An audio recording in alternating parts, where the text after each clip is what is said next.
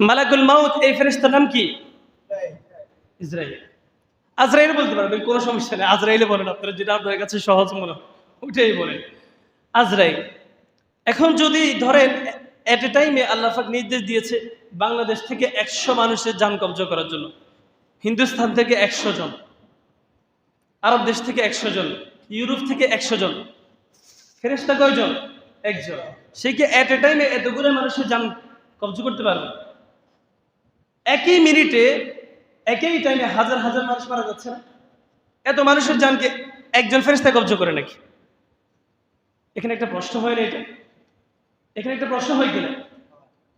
ইসরাইল ফেরেশতা তো শুধু একজন, জান কবজা করার দায়িত্ব নিয়ে যদি ফেরেশতা শুধুমাত্র একজন, এট এ টাইমে যদি হাজার হাজার মানুষ মারা যায়, তাহলে একজন ফেরেশতা এতজন মানুষের জান এট এ টাইমে কিভাবে কবজা করে? আল্লাহ কোরআনের মাঝে বলেছেন, ইন্নাল্লাযীনা তাওয়াফফাহুমুল মালাঈকাতু যালিমি আনফুসিহিম, যে ফেরেশতা মানুষের জান কবজা করে তার অধীনে আরো হাজার হাজার কোটি কোটি ফেরেশতা কাজ করে। উনি হচ্ছে ওদের সকলের লিডার, প্রধান। আজরাইল হচ্ছে কি তাদের সকলের লিডার, প্রধান। তবে আজরাইলের অধীনে আরো হাজার হাজার ফেরেশতা কি করে? কাজ করে। তাহলে আজরাইল একার পক্ষে তো সম্ভব নয় যে এট এ টাইমে হাজার হাজার মানুষের জান কবজা করবে, এটা আদতেই সম্ভব নয়। যখন কোন মুমিন, একটি হাদিসের মাঝে, যে হাদিসটা আপনাদের মাঝে আমি বলছিলাম, হাদিসটা বারা ইবনে আযিব রাদিয়াল্লাহু তাআলা আনহু থেকে বর্ণিত, খুব খেয়াল করে শুনেন। কুন্না মা রাসূলিল্লাহি সাল্লাল্লাহু আলাইহি ওয়াসাল্লাম ফি জানাজাতিন রাজুলিন মিনাল আনসার। বারা ইবনে আযিব রাদিয়াল্লাহু তাআলা আনহু বলছেন, মুসনাদ আহমদ ইবনে হাম্বলের 18557 নম্বর হাদিস। বারা ইবনে আযিব রাদিয়াল্লাহু তাআলা আনহু বলছেন, আমরা আল্লাহর নবীর সাথে আনসারী একজন সাহাবীর জানাজায় অংশগ্রহণ করার জন্য গেলাম। জানাজা শুরু হওয়ার আগে বাঁশতলায় অথবা গাছতলায় মানুষের কবর খনন করে কিনা, মানুষের কবর খনন করে কিনা?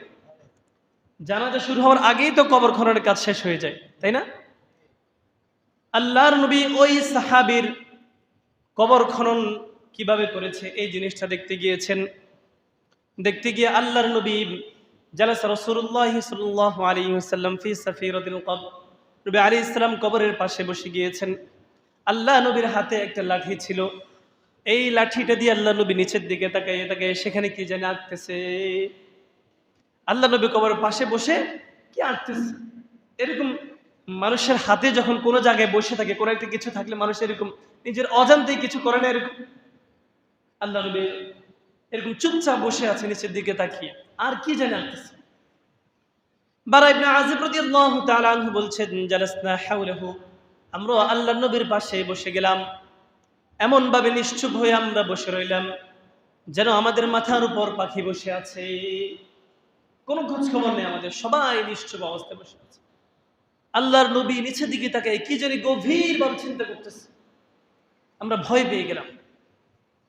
এরপর আল্লাহর নবী বলেছেন, ইস্তাইদ্দু মিনহা, হে আমার উপস্থিত সাহাবায়ে কেরাম, তোমরা এই কবরে আসার জন্য প্রস্তুতি গ্রহণ করো। এই কবরে আসার জন্য তোমরা কি করো? প্রস্তুতি গ্রহণ করো। আল্লাহ নবী কবরের পাশে বসে আছে। এই কথাটা আল্লাহ নবী 3 বার বলেছে। কয়বার? হাদিসের বর্ণনাকারী বলছে কথাটা আল্লাহ নবী 2 বার অথবা 3 বার বলেছে, তোমরা কবরে আসার জন্য প্রস্তুতি গ্রহণ করো, কবরে আসার জন্য প্রস্তুতি নাও। এরপর আল্লাহ নবী সাহাবায়ে কেরামদেরকে হাদিস শোনাচ্ছেন। আল্লাহ নবী বলেছেন, আল্লাহর ফেরেশতারা যখন কোনো মুমিন বান্দার রূহ কবজা করতে আসে, আসমান থেকে শত শত হাজার হাজার ফেরেশতা তার রূহকে স্বাগত জানার জন্য আসমান থেকে জমিনে নেমে আসে। মৃত ব্যক্তির, মুমূর্ষ ব্যক্তির দৃষ্টির সামনে তার দৃষ্টিসীমা পর্যন্ত বসে যায় কাতার হয়ে, এবং ফেরেশতারা কাতার হয়ে তার চোখের 2 পাশে বসে যায়, তার দৃষ্টিসীমা পর্যন্ত বসে যায়। এরপরে মালাকুল মাউত তাকে বলতে থাকে, ইরজিই ইলা রাব্বিকি রাদিয়াতাম মারদিয়া, ইরজিই নাফসাকি মাহমুদা,